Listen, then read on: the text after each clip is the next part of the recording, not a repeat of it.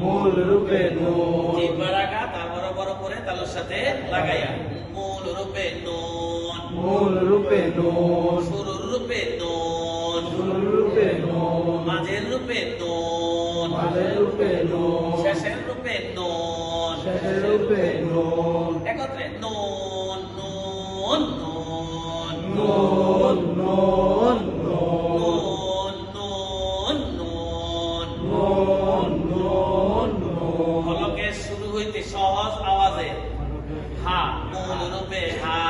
মূল রূপে হা। শুরুর রূপে হা। শুরুর রূপে হা। মাঝের রূপে হা।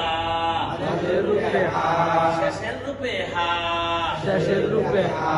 একত্রে হা হা হা হা হা হা। হা হা হা।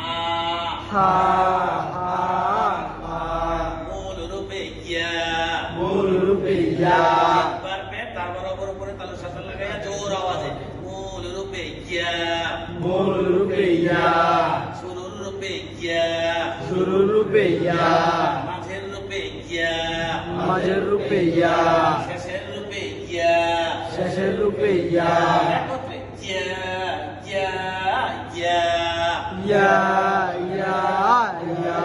ইয়া ইয়া ইয়া। ইয়া ইয়া ইয়া। এটা সেখানে আরেকটা কারণ আছে, ইয়ার ফুল বডি যদি প্রত্যেক জায়গায় লেখা লাগতো, কোরআন শরীফের ওজন এখন থেকে 1000 গুণ বেড়ে যেত। কথা বুঝে আসে নাই?